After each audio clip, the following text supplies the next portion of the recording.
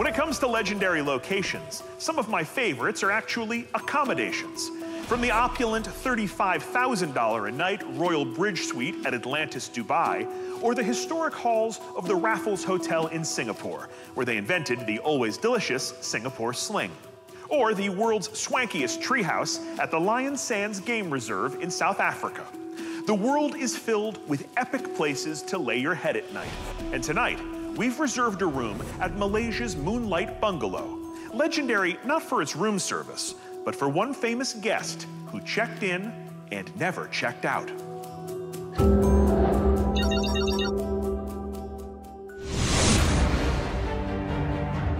Less than 100 miles from the bustling streets of Kuala Lumpur, the Cameron Highlands are a peaceful rainforest region covered in countless tea plantations and strawberry fields that go on forever.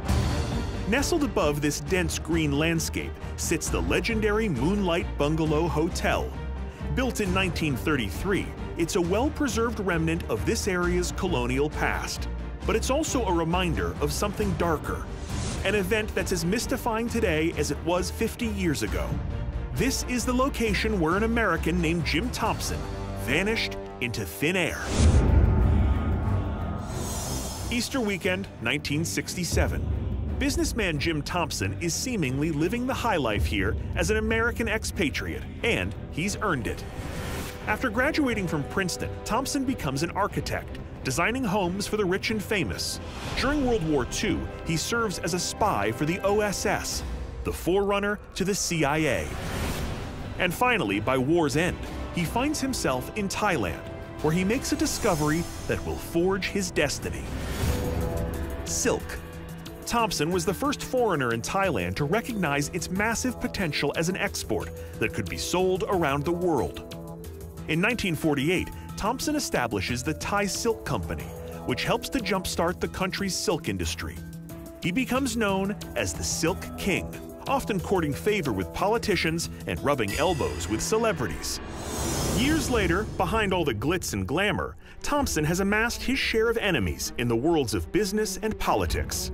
It all seems to be weighing on him when he books a weekend getaway to the Moonlight Bungalow in neighboring Malaysia. And then, after a church service on Easter morning, he goes for a walk and never returns. Now, two investigators have joined forces to search the property for clues in hopes of solving this cold case once and for all. So there's many new things around the place. Correct, correct. The house looks the same though. Gerard is a local guide, while Roy is a journalist and former police officer. Both know the Moonlight Bungalow and the legend like the backs of their hands. At the hotel, Roy reviews his Jim Tompson case files, while Gerard focuses his research on the surrounding overgrown jungle trails where Tompson was last seen.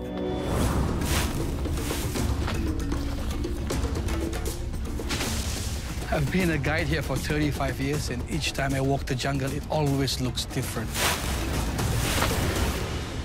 Retracing Tompson's steps is a challenge, since no one actually saw where he went that day. Needless to say, there are all sorts of theories about what might have happened. Some people say he's been hit by a car. Some people say he was kidnapped and taken out. Some people say eaten by a tiger. Oh yeah, did I forget to mention there are tigers here? There are. There are even those who suspect the CIA ordered a hit on him, or that he was attacked by business rivals. It's quite easy to ambush somebody in the forest. Like, for example, if I want to hide, I'm in the jungle. If I want to come out and attack, it's quite easy.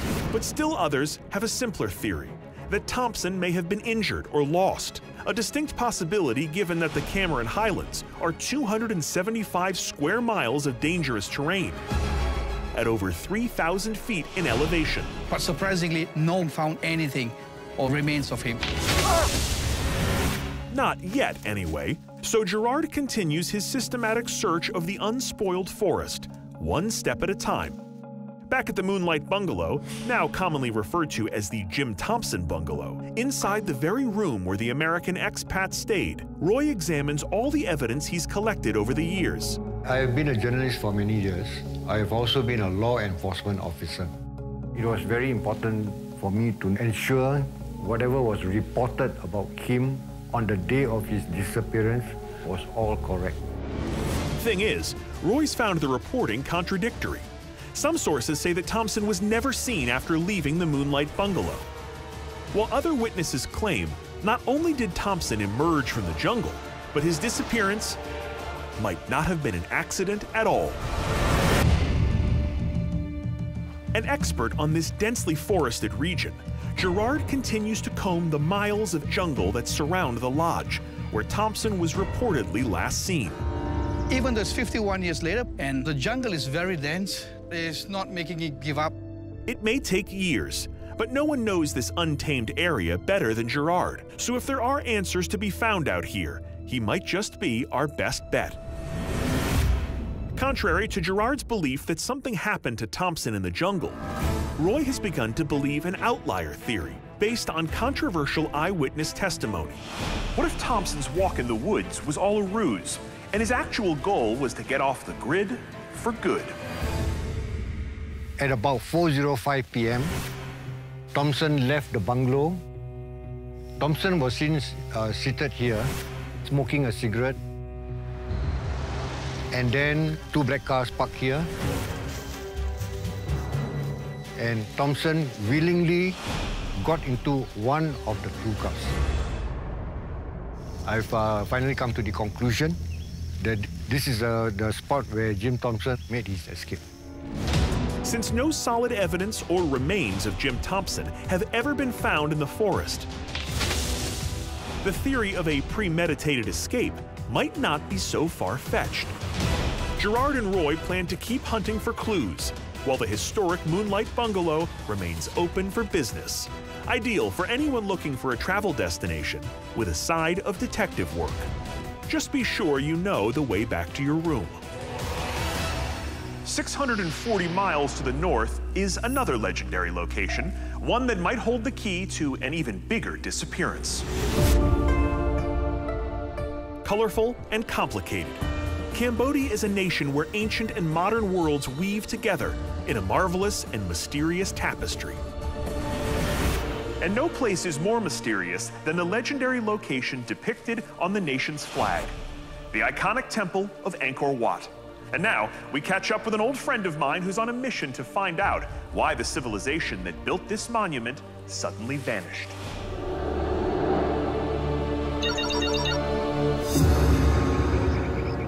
There is perhaps no more stunning sight in the world than Angkor Wat at sunrise. Travelers make the pre-dawn pilgrimage just to say they've seen this once in their lives. The Temple of Angkor Wat is the centerpiece of what once might have been the largest city in the world. At the Khmer Empire's height in the 12th century, Angkor was home to 1 million people, when London had just 50,000. But in 1431, the city was suddenly abandoned. And the reason why is the subject of hot debate.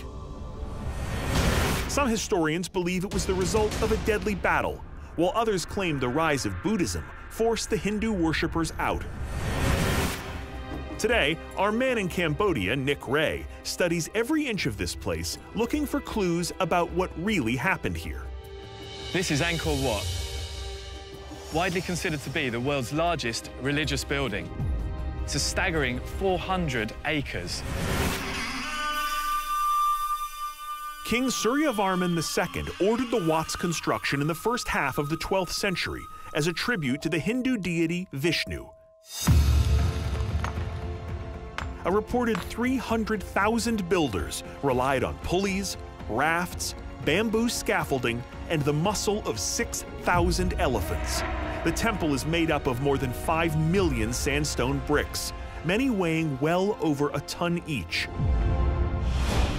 As power changed hands, king after king expanded the city into nearly 400 bustling square miles.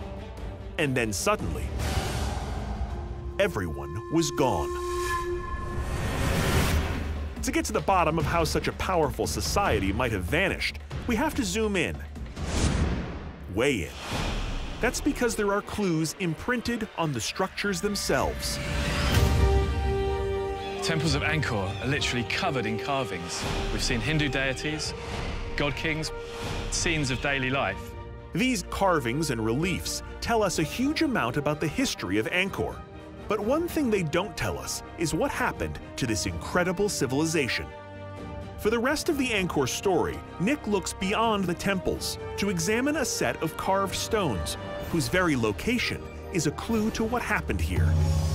In the 14th century, the Siem Reap River flowed through here, and this bridge was a vital link between temples in the ancient Angkor complex. But this was no ordinary bridge. This bridge was an emergency bridge. How do we know this? Because we see these carvings here, and carvings were reserved for temples dedicated to the gods. Just how bad had things got that the ancient Khmer kings were willing to use temple stones, sacred stones, to build a bridge? Things must have got pretty bad. This geographic area was, and still is, prone to monsoons and rapidly rising water levels. To have thrived here for so many centuries, archaeologists suspect that the Khmer people understood not only how to survive floods, but also how to harness their power. Today's researchers are just starting to understand how they did it. But the jungles of Cambodia are dense and riddled with landmines left over from the country's civil war, so scientists on the ground have had to tread carefully. Thankfully, new technology has made mapping ruins like these safer and faster. In 2015, Nick took part in a revolutionary scientific analysis of this epic landscape using something called LiDAR, a helicopter-mounted device that fires millions of laser beams through the jungle canopy, recording even the most subtle variations in surface topography. The LiDAR scans revealed something striking: a city integrated with a complex network of dams, dikes, canals, bridges, and reservoirs, all meticulously engineered to tame their wet and wild environment. But it seems that Mother Nature had other plans. In the 14th century, there was a severe period of climate change, and the whole irrigation network began to break down. First, there was some severe drought, and they began to dig the canals deeper and wider. Later, followed a period of immense flooding, and basically the city was overwhelmed. Facing severe overpopulation, the flooding led to widespread famine and ultimately led to the downfall of the empire.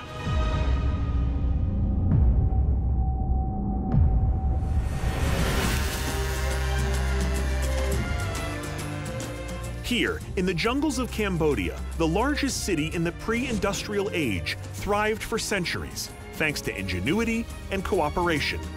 And today, amidst some of the most impressive ruins on the planet, there's still so much the past has yet to teach us.